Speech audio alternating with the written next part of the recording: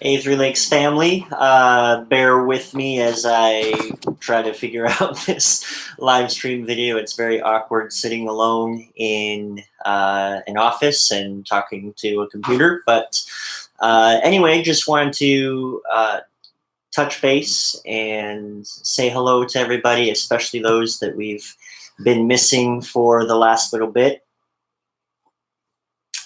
Um, Wanted to simply let you know how much we miss you and be sure to uh, give some feedback about how these prayer partnerships are going, the Bible reading plan, the streaming of the services, things like that. And so I appreciate your patience as we are very small and somewhat technically challenged congregation.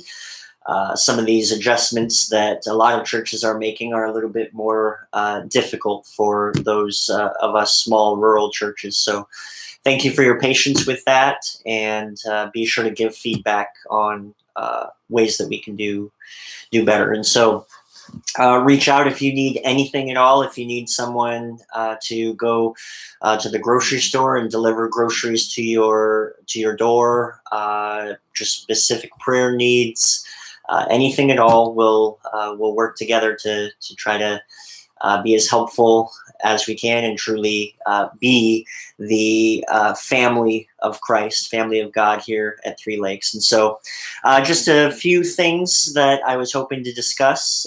Shouldn't take too much of your time.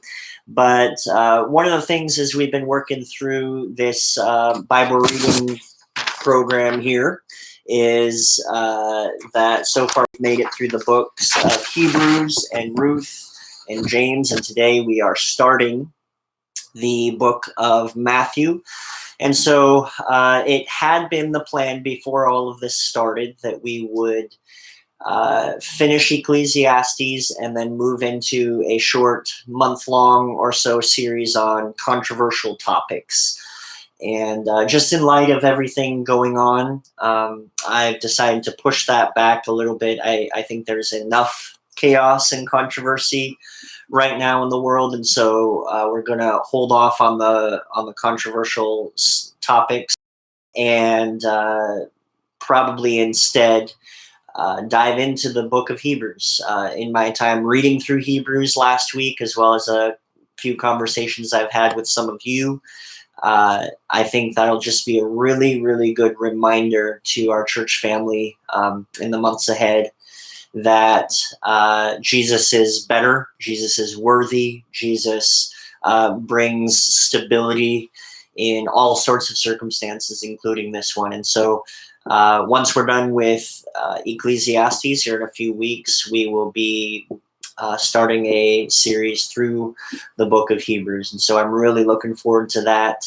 And we will, again, continue to do our live streaming and whatnot through those times. And now that we're getting a little bit of the hang of it, we might continue trying to do live streams even after this is all over. So the other book that we went through that really struck me in a couple of places was the book of James, and just a few things stuck out to me there. There in the first chapter of James, starting in verse 2 of James 1, says, "Count it all joy, my brothers, when you meet trials of various kinds, for you know that the testing of your faith produces steadfastness. And let steadfastness have its full effect, that you may be perfect and complete, lacking in nothing." And even though that might be fairly obvious or on the nose right now for the situation that we're facing, really as the world is all going through this kind of scary situation together, it's still the truth. And I just notice once again that it doesn't say feel joyful, but to consider it joy, to decide to have a joyous attitude about it. And that's with the awareness of what God will produce in you and through you as a result of the difficulties that you face. And one of the things that's been heavy on my heart pastorally recently is just the awareness that a lot of you are probably facing other challenges that aren't related at all to the pandemic. And right now, it's the obsession. It's all anyone's thinking about, and yet life goes on. And so just know, it says when you face trials of various kinds, Ace and I are praying for you, not just your health and safety from this COVID situation, not just the economic impact or the way it might affect our church long term, but also in all the normal ways, your marriages, the way that you engage at work if you are working, the challenges that you face, the doubts that you struggle with. So we're praying for you in all of those ways. So please be encouraged by that. Also in James, in chapter 3, of course, is the very iconic, the well-known passage about the tongue. And there's those metaphors of a rudder on a ship. It's very small, but it steers this massive vessel, or a bit in a horse's mouth. Small spark that starts a whole forest on fire. And our tongue, as small as it may be, just has the power to do great things, to do terrible things, to have a massive effect. And I think that is especially true in times like this. And so just be very, very, very careful in the day of social media. Your fingers are also your tongue. What you say online, on social media, the information that you pass along. Just be very, very careful to make sure that it's accurate, that it's helpful, that you are not causing harm through your speech. And that's on me as much as anybody. With the abundance of speech comes the abundant possibilities of speaking sinfully. And a huge part of what I do as a pastor is talk. And so hopefully I'm leading by example well in that area. And I just encourage you to make sure that you're not setting the forest ablaze.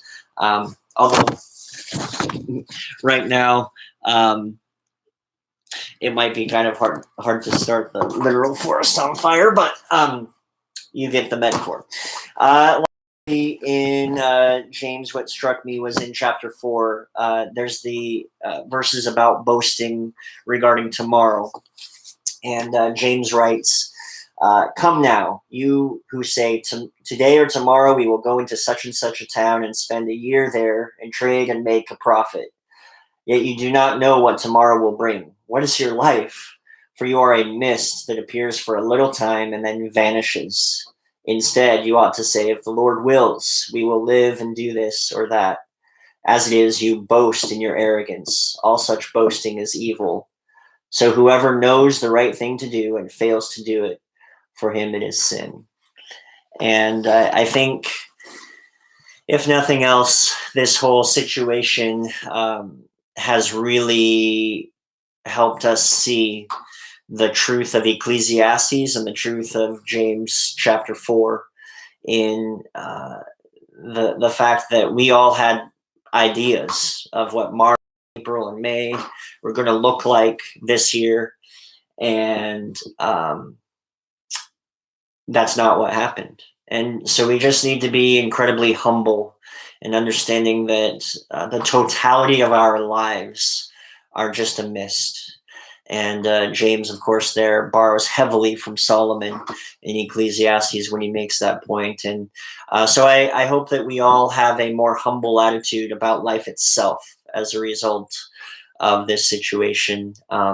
And you may even be a skeptic about the health side of things. You might be thinking everyone's overreacting still.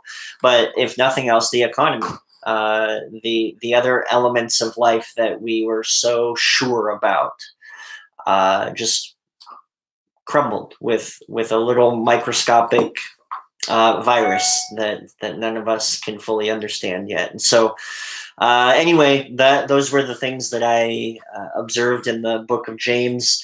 Now today we're starting in Matthew, and that's intentional. We will be done with Matthew in our reading plan by Friday, and that's this coming Friday. That's going to be Good Friday, and I just encourage you now more than ever to understand that you have an opportunity as a believer to express faith in the resurrection and the life in Jesus Christ and his merit, and in the fact that he removed the sting of death, that he has victory over sin and over the grave. And so that does not mean to be reckless, but that foundation upon which to build your life.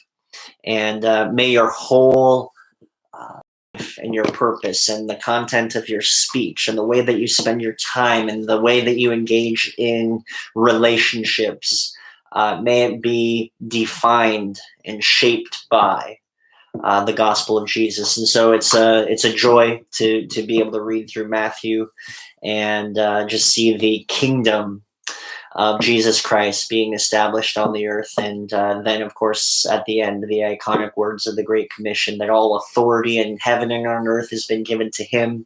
So we are then to go and make disciples of all nations. And that involves evangelism, bringing them to know Jesus Christ and baptizing them into the faith as they profess their faith in Jesus Christ publicly. And it also involves lifelong discipleship as you teach them to obey all that he has commanded you. And of course, that those massive words and obligations for us come with a incredible promise that he's with us always to the very end of the age. And so I hope you're encouraged as a result of reading through Matthew as we lead up to Easter this year. I'm not yet entirely sure what Easter Sunday is going to look like.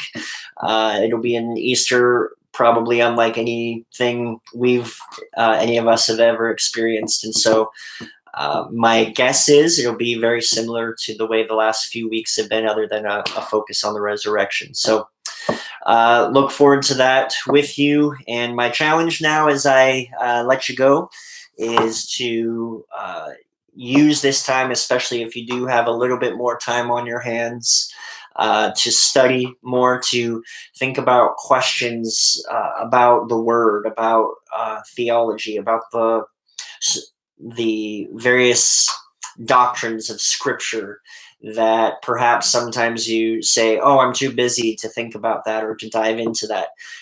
Use this time to dive into those things. And I'd love to have dialogue with you, maybe FaceTime on online or via email or over the phone, whatever the case may be. And just dive in deep to some of these things that you've been wondering about but didn't really take the time to study out. And so also just a book recommendation for you.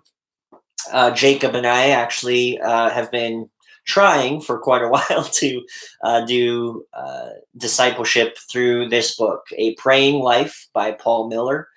It's very practical. It spends a little bit of time getting into the theology of prayer, but a really big emphasis is simply how do you develop the habits and establish a framework in your life to be able to pray in a meaningful, consistent, heartfelt, and realistically attainable way. And so A Praying Life by Paul Miller.